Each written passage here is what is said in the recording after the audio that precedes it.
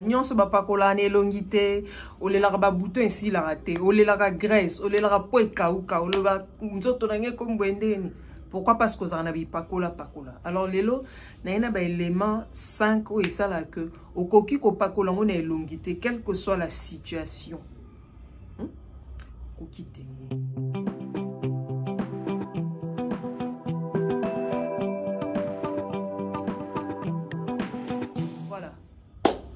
Lelo na yeka na lisolo ya ba biloko ba produit koko pakola na elongi te parce que longino eza sacré.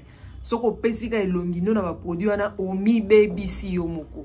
Voilà, bienvenue dans Coloris Club 84. C'est toujours un grand plaisir. Ya ozana bino et on partage na bino les labino fort. Et ça va nga ba bien, ba joie, ba eleng.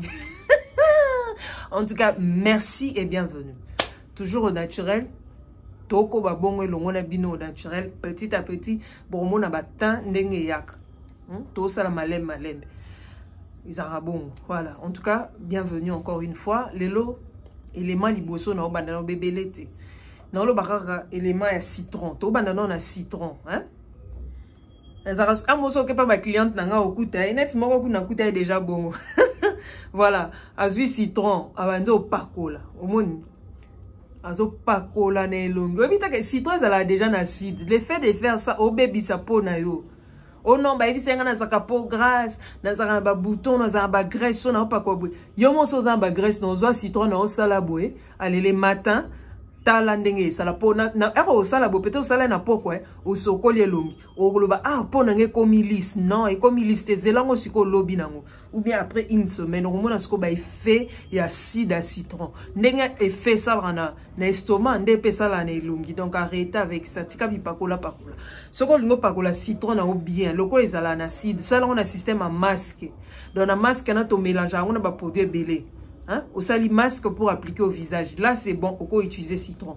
Mais quand ça la citron, jus à citron, ou ya pas mbaté pour le pako na elongi non. Pour si ça au graisse, pour si ça au bouton, pour si ça non. Au balobé ça na vitamine C. Et bon vitamine C yango ya bon. Hein? Ata bato basala ba produit vitamine C ba diluer ba produit pour acide acide. Ce que yo zuka acide bon pakol na elongi. Yebe bisaut. Tampo. Biso so ebi vaseline. To yebi yango bien ndengezala. Mi kubanda pakola na kala banda pakola ba bébé au fesses juste pour na basique te masube zik sa bangote mais lelo bato maye le tellement ba koma ebele azui vaseline aye on ba appliquer na elongi po et hydrater elongi na yo. Ah bon, voilà, on va voir effet à vaseline appliquer bo mona ndenge sala. Déjà nazui mukie mais ko banana ndo pakola e kota te e pénétrer na po na ngate e vandi kaka likolo. Malgré que nous avons un mouvement, et pénétrer et vandi kaka likolo. Pourquoi? Parce que et bouché déjà ba port. Et on pas que la vase pétrole, voilà. Produit ba sal na pétrole. Yo modé oyebi que so déjà moi na ziki na ba fesse ba zo ba pakolier vaseline. Siko yo pakolo na lungo moni tanyon so ekotate. Et vandi kalikolo posonanga. Donc c'est la même chose. Et hydrataka au poté et bébisa. Au contraire, pour ils ont bouché ba port et banda faciliter pénétration ya mon pépé na kati. Mon na pangusi mais malgré na pangusa et kotate etikali kaka likolo. Mon voilà. Faut faire très attention. Alors, troisième point na biso eza ba lotion Ba mafuta otopakola na nzoto. Lotion pour corps.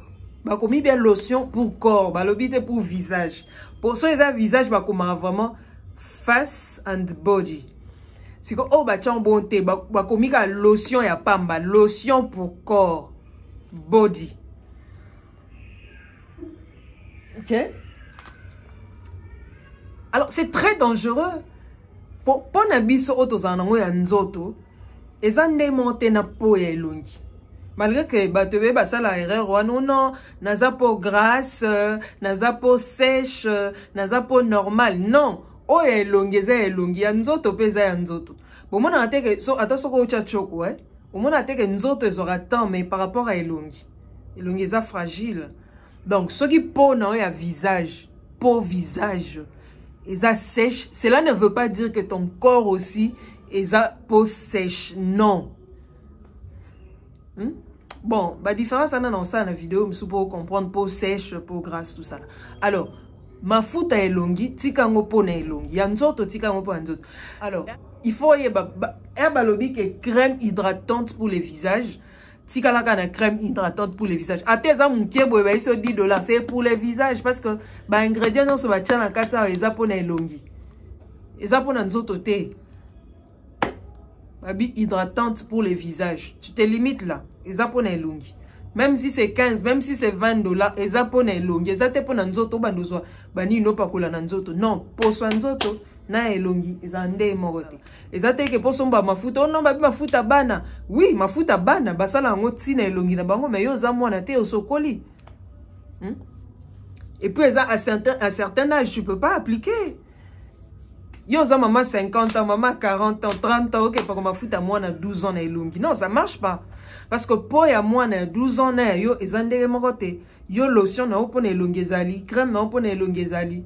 Sale la oya yo, ya mwana pe ya mwana. Oh non, mais na pas comme ma fout à moi simbinga te. Et simba o te pour ma fout à neza bato 25 ans. Yo komi dana 50 ans. 50 ans na em soupo na yo fozwa 4 mois, 5 mois pour trouver que non. Produit et côté. Mais par contre, pour il y a moins de 25 ans, sous une semaine, 2 semaines. Et côté. Alors, il faut faire très attention. Lotion pour corps, tique là au corps. Crème pour visage, tique là crème pour visage. C'est très important. Ce ingrédient, oh bah ça les lara, na kati ya lotion du corps. Yo pa kole on est longi. Acidité les qui makasi, acide douane les qui makasi. Bandi ko peso ba bouton ici la raté, ba bouton binene boy. Parce que ozwa ke loko pa lobi na o chawana te, oke o chewana. Oh non, on a eu ba boui. Hein? Non, t'en as un simba te baloba ke za nzoto, eza elongité. Ma lotion tonique sans alcool. Bon, mon a ba komi fraîcheur, mo ba koma bongo, oui, sans alcool. Yangonde esa la ke po na yo eza la bien. Po soko zui alcool o tena elongi, o baby sa po na yo, po ezo beba, po esiporta ka alcool. Te alo kwa nende na chef vaseline na yo kon déjà ezo kole nga na nzoto. Ah, ou tu n'en parles pas un peu na citron. Ezo kole kolenga. C'est la même chose. Donc, au chaka alcool n'est longité. Même les lotions. Les lotions, oh, bah, ça les lit avec les produits alcoolisés. C'est pas bon pour appliquer au visage. Parce que plus tu appliques l'alcool sur le visage, aux baby c'est longinayo. Er aux allez se poser na moui.